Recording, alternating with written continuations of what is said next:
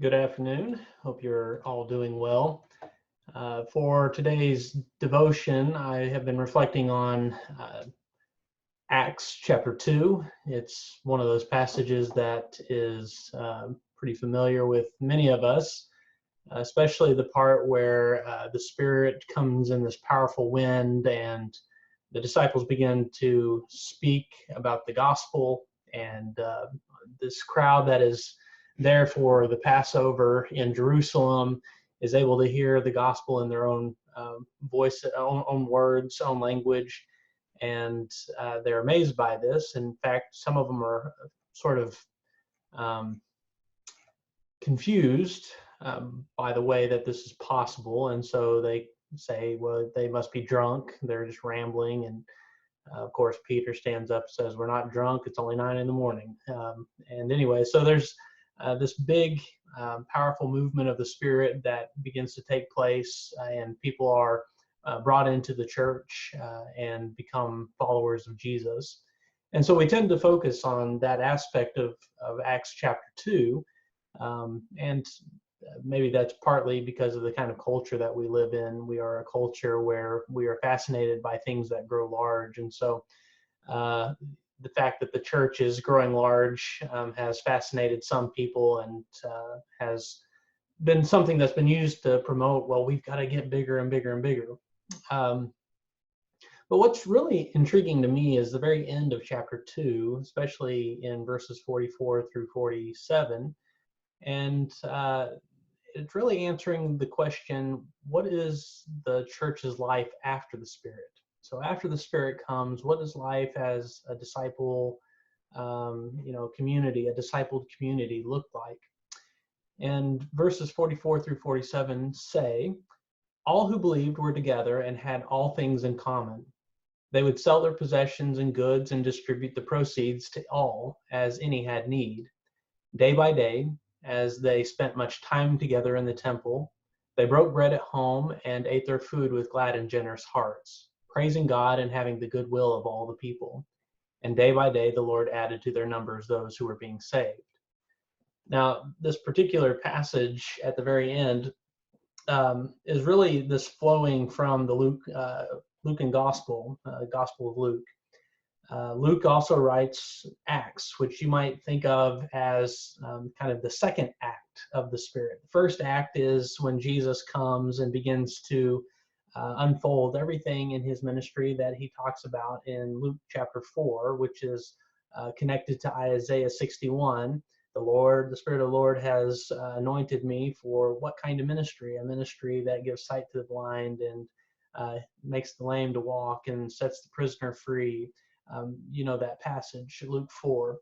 Uh, and so throughout the rest of Jesus's ministry, even through his crucifixion, you see that Jesus is setting free those that he comes into contact with. Now, freedom looks very different for each person in terms of who he's engaging. For some, it is being brought out of a system of oppression so that they might then turn around and be good neighbors. So thinking of the tax collector that goes and sells everything and then follows Jesus.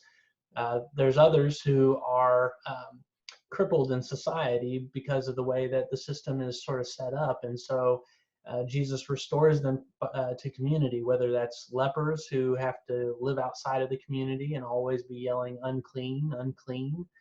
Whether that's the woman who has been bleeding for years and Jesus restores her, or the person who's given sight, so on and so forth. So Jesus is about restoring community to a proper balance where everybody is cared for, taken care of, and is a part of society, and has their basic needs met. And so there's all this stuff that's swirling about the person of Jesus as one who brings about right order in the world and in community and society, not only on an individual basis, but on a communal basis. And so when you jump into the book of Acts, Acts is really the second sort of chapter, if you could think of it in that way, of the Gospel of Luke. Now that Christ has been not only crucified, but resurrected and is the ascended Lord, and has sent his disciples to go and be, the proclaimers of the gospel. They are to be the hands and feet of Jesus in the world. They are the sent ones of God to then announce the coming of the kingdom with signs and wonders. And this really begins to take root in Acts chapter 2. There's a great sign. If you remember the Tower of Babel, humanity has been sort of building themselves up to make a great name for themselves. And in that whole process, everything collapses and falls apart, and there's great confusion, and people are no longer able to talk to one another. And so they scatter. Well, here you have all these different languages and peoples that are represented in Jerusalem during this time of the Passover. And now, by the power of the Spirit, they are able to hear the gospel in their own language. Now, the languages haven't changed, but they are able to communicate in such a way that there's a unity that begins to happen. And then that further is signified, that kind of unity of one heart is signified by the fact that when they are disciples, they then utilize all the resources that they have to have enough for everybody.